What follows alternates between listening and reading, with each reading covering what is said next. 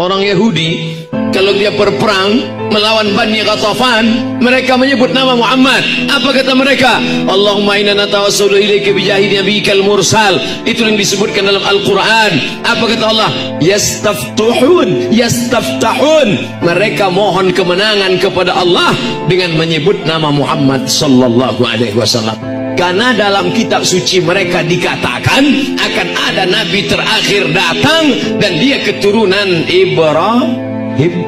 Mereka salah sangka, disangkanya Ibrahim dari jalur kiri, ternyata dari jalur kanan. Ibrahim punya anak namanya Ishak, Ishak punya anak namanya Yakub, Yakub punya anak namanya Yusuf, Yusuf punya saudara namanya Yahuza, Yahuza punya anak cucu keturunan namanya Yahudi. Oh gitu ceritanya. Iya, Ibrahim punya anak namanya Ishak, Ishak punya anak namanya Yakub, Yakub punya nama dua, Yakub dengan Israel. Anak cucu keturunan Yakub disebut dengan Bani Israel. Mereka sangka dari jalur ini. Ternyata Muhammad SAW memang betul keturunan Ibrahim, tapi jalur Ismail. Muhammad SAW anak Abdul Muttalib, anak Abdullah, anak Abdul Muttalib, anak Hashim, anak Abdi Manaf, anak Qusay, keturunan cucu daripada Adnan, keturunan daripada Ismail, anak kandung Ibrahim alaihi salam. Falamma ja'u, falamma ja'a, ketika datang Nabi Muhammad yang mereka tunggu-tunggu itu, kafaru bih, mereka malah kafir, ingkar. Kenapa? Karena mereka menyangka dari suku Yahudi, tapi ternyata dari suku Arab Quraisy. Mereka tidak terima. Lihatlah degilnya orang Yahudi, hanya beda satu jalur saja mereka tidak terima. Tapi kita di Nusantara ini, orang Betawi, ada orang Betawi yang tidak menerima Muhammad SAW. Semuanya menerima. Orang Aceh, orang Banjar, orang Makassar, semuanya bersaksi asyhadu an la ilaha illallah wa asyhadu anna Muhammadan Rasulullah. Nabi berdakwah ke suatu kaum.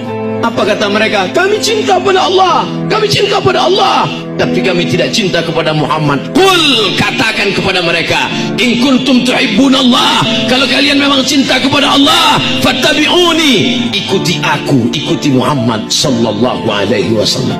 Siapa yang tidak ikut Muhammad tak diterima di hadapan Allah SWT. Wa may yabtaghi ghairal Islam, siapa yang mencari jalan lain selain jalan yang dibawa oleh Muhammad, falai yuqbala minhu, dia tidak akan diterima. Wa huwa fil akhirati minal khasirin, di akhirat dia akan menjadi orang yang rugi. Apa kata Isa? Apa kata Jesus Christ? Apa kata dia tentang Muhammad? Ya'ti mim ba'dismuhu Ahmad, akan datang seorang nabi setelah aku di akhir zaman, dia bernama Ahmad. Di bumi dia masyhur Muhammad, di langit dia masyhur Ahmad. Dia Ahmad, dia Muhammad, dia Toha, dia Yasin, dia Hashir, dia Aqib, dia Hami, dia Khatim, dia Fatih, dia Muhammad sallallahu alaihi wasallam. Saya Abdul Somad. Di sebelah kanan ada Ustadz Fadil Rahmi. Lalu kemudian ada juga bersama saya Ustadz Fahrul Rozi. 20 tahun yang lalu kami sama-sama ke Kairo.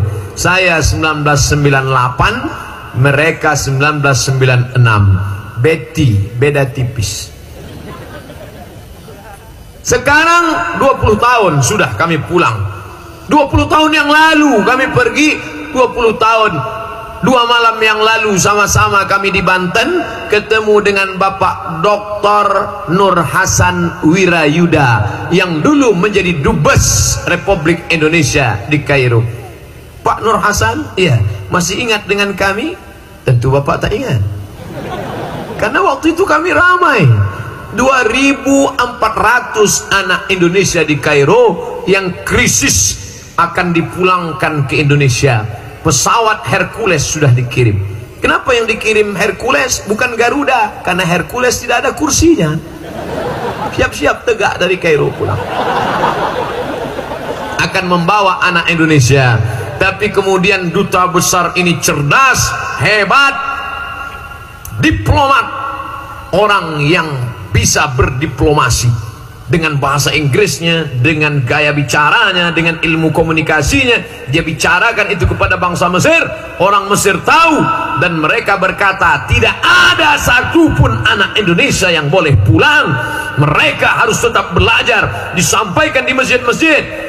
Profesor Dr. Ahmad Omar Hashim, Rektor Al-Azhar, tidak ada anak Indonesia yang boleh pulang. Bahkan ada orang yang memberikan bantuan sedikit. Apa yang bisa dia bantukan sedikit? Lalu Pak Dubes mengatakan, coba ikuti tadi orang yang memberikan bantuan. Siapa dia? Dari mana dia? Begitu ada mahasiswa yang mengikuti dari belakang, dilaporkan. Apa pekerjaannya? Dia cuma tukang buah di pinggir jalan, Pak. Tapi dia ingin berjasa. Ada seorang tukang ayam, namanya Muhandis Abdus Salam. 4 tahun saya di Mesir. Setiap bulan Ramadan dia kasih kami uang. Ramadan 300 pon, Ramadan 300 pon.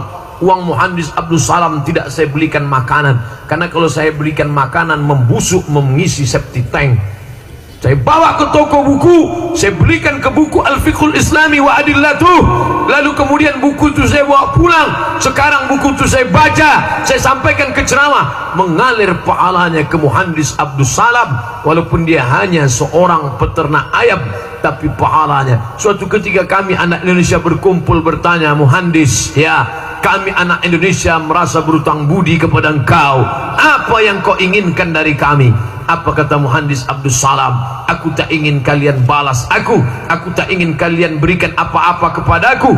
Aku hanya ingin pulanglah ke negerimu, nak. Sampaikan Islam ke semesta alam, sampaikan kepada seluruh masyarakat Indonesia. Dan hari ini kami pulang, saya di Riau, Ustadz Fadil Rahmi di Aceh, Ustadz Fakhrul Razi di UIN. Kami semua mengabdikan ilmu. 20 tahun yang lalu kami masih muda. Hari ini saya muda, mereka agak tua sedikit. Ustadz dulu belajar tahsin sama siapa?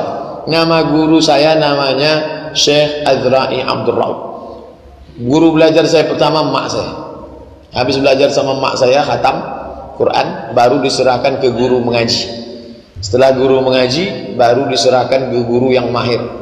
Namanya Syekh Azra'i Abdul Raub. Saya tak tahu kalau Syekh ini hebat.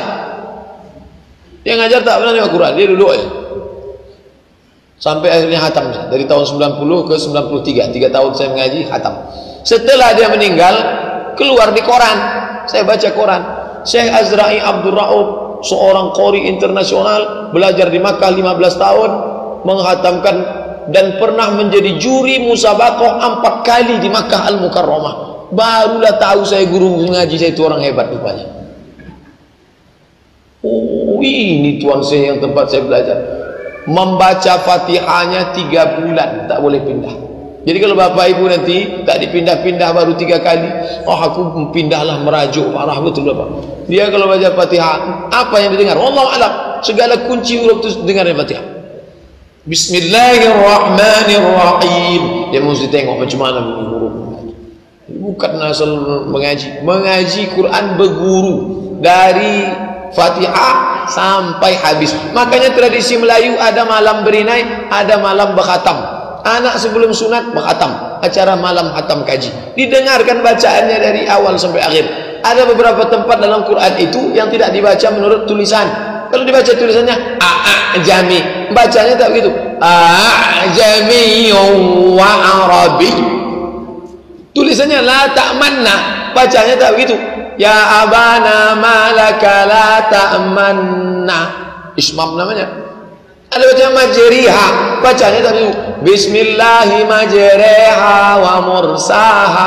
Itu bisa diketahui dengan guru. Datang guru kita mengaji. Ada Imam Ustadz Masyari, ada Imam datang.